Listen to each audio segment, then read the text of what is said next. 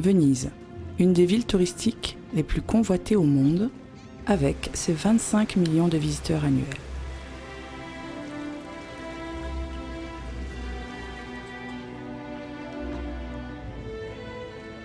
Chacun rêve de jouir égoïstement de son décor. Même les paquebots, pas toujours les bienvenus, semblent entrer dans la ville sur la pointe des pieds afin de ne pas déranger la quiétude matinale.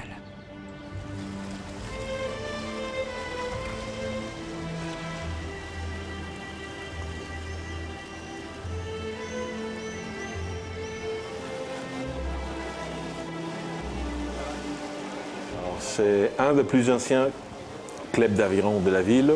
On a 3 activités des rameurs à l'anglaise, avec des kayaks, mais surtout à la vénitienne. C'est-à-dire on rame debout et on regarde où on va. La Vogalonga, c'est pour nous maintenant l'occasion de rencontrer beaucoup d'équipages étrangers surtout, mais même des amis qu'on a depuis des années, de Florence, de Naples, de Rome, de Bruxelles, de Paris, de l'Angleterre, de n'importe où.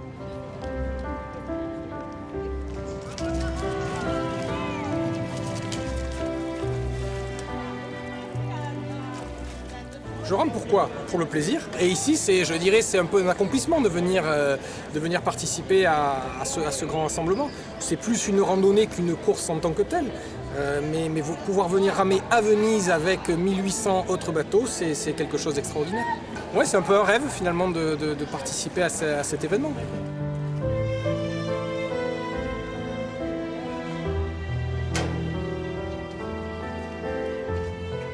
Aujourd'hui, je prépare le bateau pour demain, pour la Vogalonga. Et chaque année, on fait une barque amusante, ou bien jolie, ou bien ça dépend de l'humeur. On est un équipage de femmes. On nous appelle les Pink Dragon Ladies. On est un groupe de femmes opérées du cancer du sein.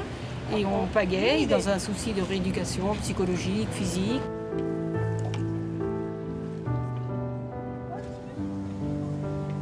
C'est 15 ans que je fais la Vogalonga. Et chaque année, c'est toujours plus amusant. Parce que c'est fatigant, mais aussi on s'amuse beaucoup.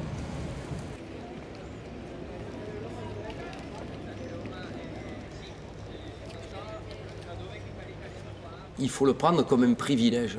Là, pendant une journée, la lagune est fermée à toutes les embarcations moteurs et elle est réservée uniquement aux rameurs.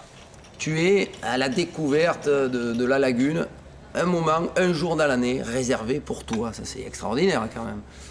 Au-delà de ça, c'est ce partage, cette même passion, cette communion qu'il y a avec toutes les personnes venues des 4 coins du monde. C'est humain, c'est une aventure humaine incomparable. C'est une communion, on a le même rêve. Buongiorno a tutti.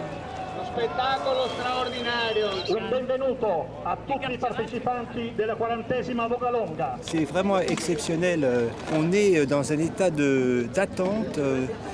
Tout d'un coup, c'est le grand calme.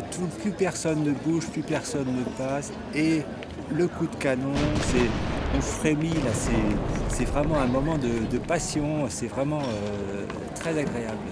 Il est 9h et le départ a été lancé par un coup de canon tiré depuis l'île de San Giorgio. Face au bassin de San Marco, les 8000 participants s'engagent sur une distance de 32 km.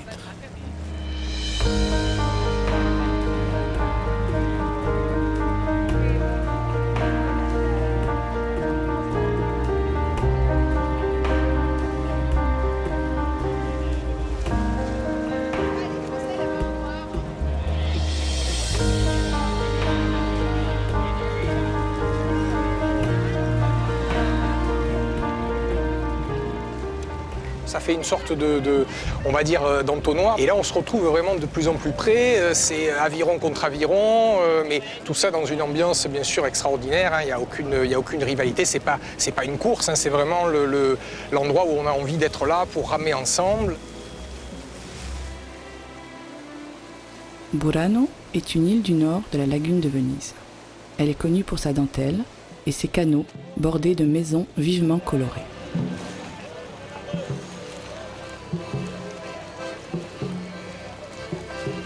Nous sommes à mi-parcours. Déjà 16 km ont été réalisés. C'est un arrêt très convoité avant de prendre la direction de Murano. On s'y repose, s'y restaure, des relais sont organisés, comme ont pu en profiter l'équipe de la Société nautique de La Ciotat. Là, doucement, sur l'arête. Super, hein. Beaucoup plus de monde, beaucoup plus de chaleur. C'est magnifique. Ouais, ouais. Ah, il y a eu des coques contre coques, mais ça va, l'esprit est très bien.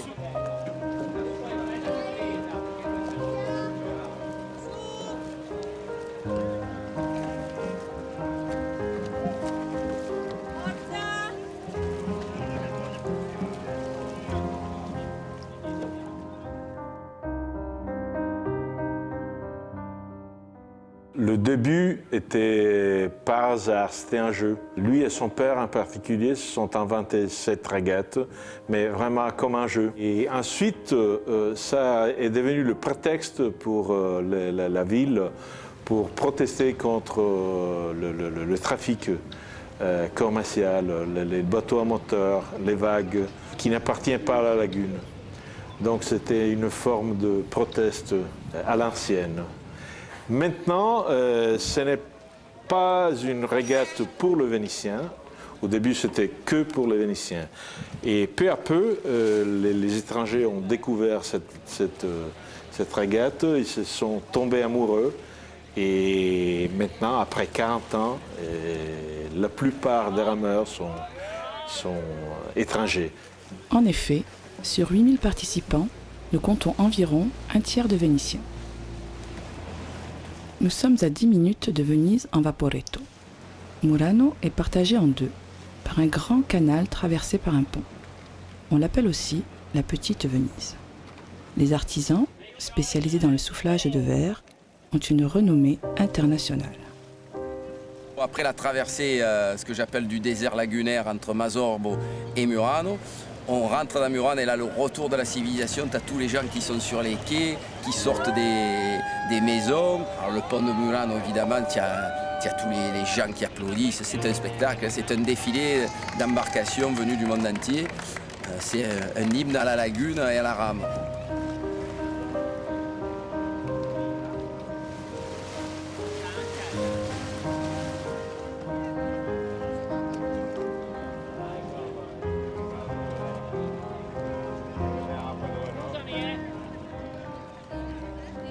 Quand on est à Canareggio, évidemment, là c'est un grand moment de stress parce qu'il faut rentrer dans un entonnoir. Et ça bloquait de partout, on se retrouve au milieu des bateaux, c'était un peu l'affolement pour certains. Et tous les bateaux qui doivent rentrer à tour de rôle là-dedans. Et alors là, par contre, une fois que tu es rentré dans le canal de Canareggio, c'est de nouveau la folie, les applaudissements. C'est très très serré, on est vraiment bord à bord, tellement que bon, ils ont été obligés de mettre des plongeurs pour secourir éventuellement les bateaux qui chavirent. Et une fois passé Canareggio, là c'est l'arrivée sur le Grand Canal. Alors là c'est la plus belle partie de la course parce qu'on va descendre tout le Grand Canal et là c'est vraiment extraordinaire.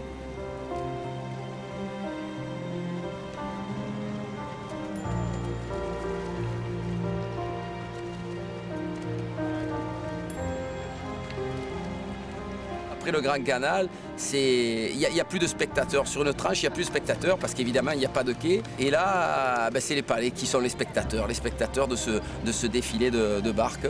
C'est un privilège de pouvoir voguer entre ces jolis palais et arriver à Pescherie et Rialto. De nouveau, il y a des quais, il y a du monde qui applaudit. Voilà, c'est magnifique, c'est extraordinaire.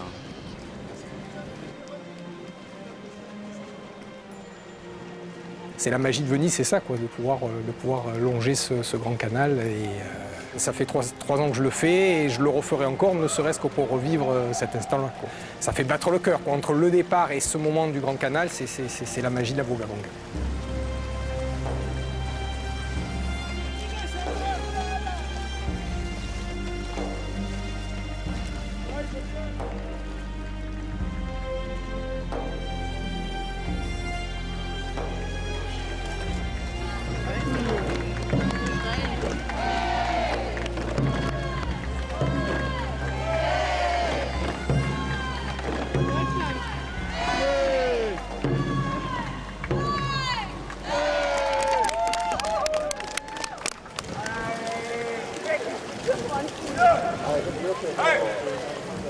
Une fois qu'on a passé le pont, il reste 200-300 mètres. C'est vraiment les 300 derniers mètres de la Vogalonga. Et là, la seule chose à laquelle on pense, c'est de se dire il faut qu'on revienne l'année prochaine. Parce que voilà, on vient encore de vivre un moment extraordinaire. Il n'y a pas de secret, hein, c'est magique. C'est ramer dans Venise, c'est pas à Venise, c'est dans Venise. C'est unique au monde. C'est unique au monde.